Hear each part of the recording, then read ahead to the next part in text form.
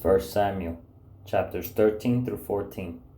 Saul was 30 years old when he became king, and he reigned over Israel 42 years. Saul chose 3,000 men from Israel. 2,000 were with him at Michmash and in the hill country of Bethel, and 1,000 were with Jonathan at Gibeah in Benjamin. The rest of the men he sent back to their homes. Jonathan attacked the Philistine outpost at Geba, and the Philistines heard about it. Then Saul had the trumpet blown throughout the land and said, "Let the Hebrews hear." So all Israel heard the news. Saul has attacked the Philistine outpost, and now Israel has become obnoxious to the Philistines, and the people were summoned to join Saul at Gilgal. The Philistines assembled to fight Israel with 3,000 chariots, 6,000 charioteers, and soldiers as numerous as the sand on the seashore. They went up and camped at Michmash, east of Beth Aven. When the Israelites saw that their situation was critical and that their army was hard pressed, they hid in caves and thickets among the rocks, and in pits and cisterns. Some Hebrews even crossed the Jordan to the land of Gad and Gilead. Saul remained at Gilgal, and all the troops with him were quaking with fear. He waited 7 days, the time set by Samuel, but Samuel did not come to Gilgal, and Saul's men began to scatter. So he said, "Bring me the burnt offering and the fellowship offerings." And Saul offered up the burnt offerings. Just as he finished making the offering, Samuel arrived, and Saul went out to greet him. "What have you done?" asked Samuel. Saul replied, "When I saw that the men were scattering, and that you did not come at the set time, and that the Philistines were assembling at Michmash, I thought, now the Philistines will come down against me at Gilgal, and I have not sought the Lord's favor. So I felt compelled to offer the burnt offering." "You have done a foolish thing," Samuel said. "You have not kept the command the Lord your God gave you. If you had, he would have established your kingdom over Israel for all time. But now your kingdom will not endure. The Lord has sought out a man after his own heart and appointed him ruler of his people, because you have not kept the Lord's command."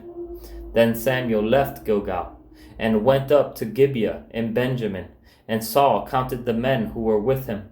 They numbered about 600. Saul and his son Jonathan and the men with them were staying in Gibeah in Benjamin, while the Philistines camped at Michmash.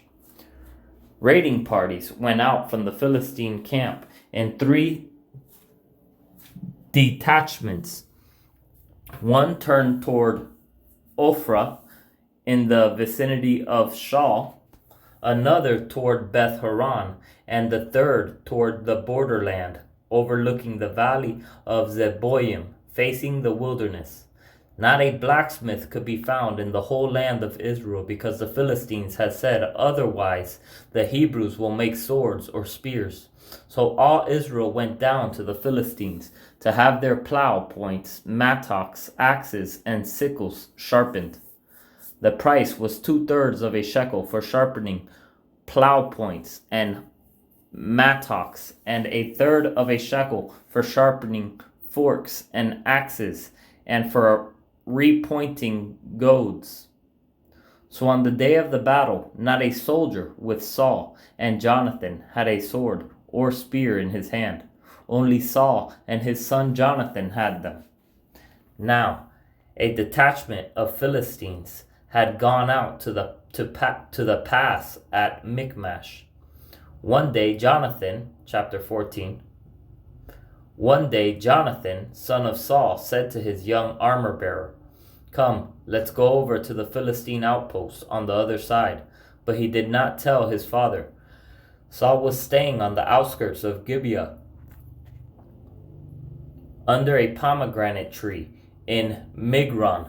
With him were about 600 men, among whom was Ahijah, who was wearing an ephod. He was a son of Ichabod's brother, Ahitub, son of Phinehas, the son of Eli, the Lord's priest in Shiloh. No one was aware that Jonathan had left. On each side of the pass that Jonathan intended to cross to reach the Philistine outpost was a cliff. One was called Bozez, and the other Seneh. One cliff stood to the north toward Michmash, the other to the south toward Geba. Jonathan said to his young armor-bearer, "Come, let's go over to the outposts of those uncircumcised men. Perhaps the Lord will act on our behalf. Nothing can hinder the Lord from saving, whether by many or by few." "Do all that you have in mind," his armor-bearer said. "Go ahead, I am with you, heart and soul." Jonathan said, Come on then. We will cross over toward them and let them see us.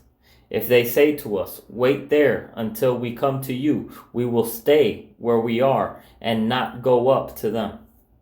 But if they say, 'Come up to us,' we will climb up, because that will be our sign that the Lord has given them into our hands." So both of them showed themselves to the Philistine outposts. "Look," said the Philistines, "the Hebrews are crawling out of the holes they were hiding in." The men of the outposts shouted to Jonathan and his armor-bearer, "Come up to us, and we'll teach you a lesson." So Jonathan said to his armor-bearer, "Climb up after me, and the Lord has given them into the hand of Israel." Jonathan climbed up, using his hands and feet, with his armor-bearer right behind him. The Philistines fell before Jonathan, and his armor-bearer followed and killed behind him. In the first attack, Jonathan and his armor-bearer killed some 20 men in an area of about half an acre. Then panic struck the whole army, those in the camp and field, and those in the outposts and raiding parties, and the ground shook. It was a panic sent by God. Saul's lookouts at Gibeah in Benjamin saw the army melting away in all directions. Then Saul said to the men who were with him, "Muster the forces and see who has left us." When they did, it was Jonathan and his armor-bearer who were not there.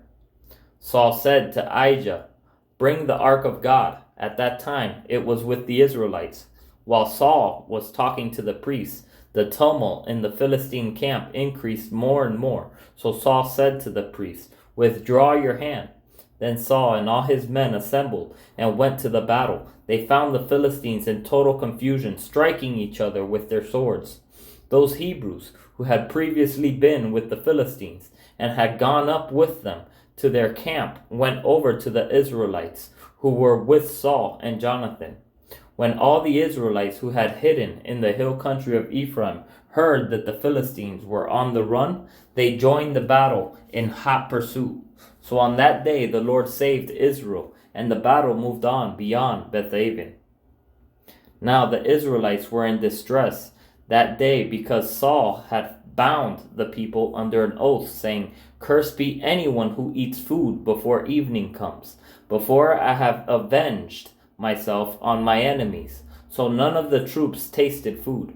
The entire army entered the woods, and there was honey on the ground. When they went into the woods, they saw the honey oozing out, yet no one put his hand to his mouth, because they feared the oath. But Jonathan had not heard that his father had bound the people with the oath. So he reached out the end of the staff that was in his hand and dipped it into the honeycomb. He raised his hand to his mouth, and his eyes brightened. Then one of the soldiers told him, "Your father bound the army under a strict oath, saying, 'Cursed be anyone who eats food today.' That is why the men are faint." Jonathan said, "My father has made trouble for the country. See how my eyes brightened when I tasted a little of this honey? How much better it would have been if the men had eaten today some of the plunder they took from their enemies. Would not the slaughter of the Philistines have been even greater?" That day, after the Israelites had struck down the Philistines from Michmash, to Aijalon. They were exhausted. They pounced on the plunder, and taking sheep, cattle, and calves, they butchered them on the ground, and ate them together with the blood.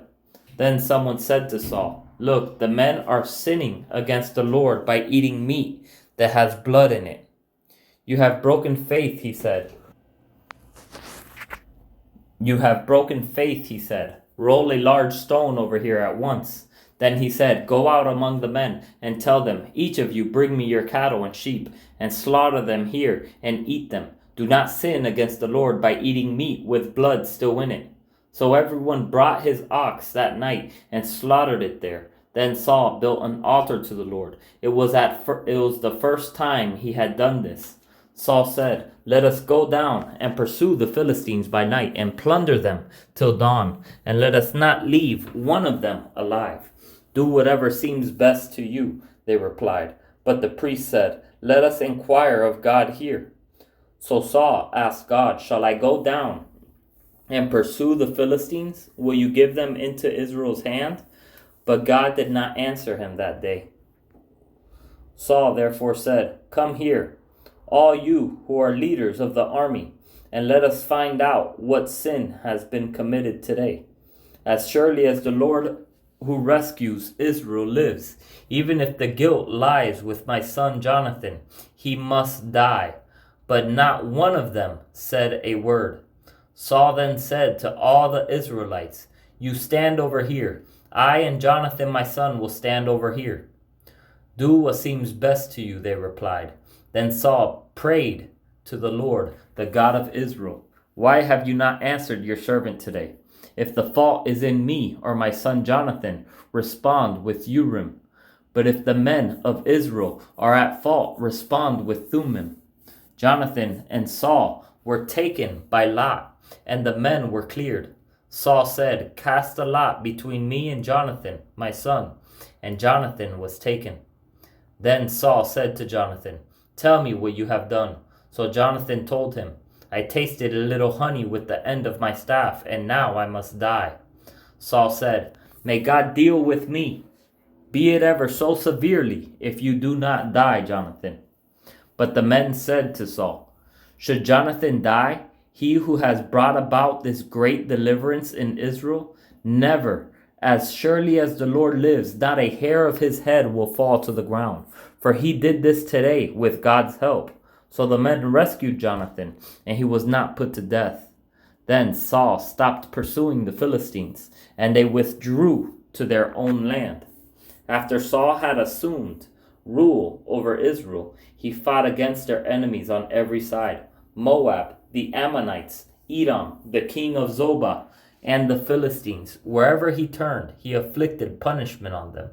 He fought valiantly and defeated the Amalekites, delivering Israel from the hand of those who had plundered them. Saul's sons were Jonathan, Ishvi, and Malchishua. The name of his older daughter was Merab, and that of the younger was Michal. His wife's name was Ahinoam, daughter of Ahimaaz.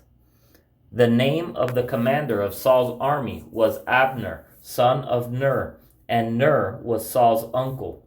Saul's father Kish and Abner's father Ner were sons of Abiel. All the days of Saul there was bitter war with the Philistines, and whenever Saul saw a mighty or brave man, he took him into his service.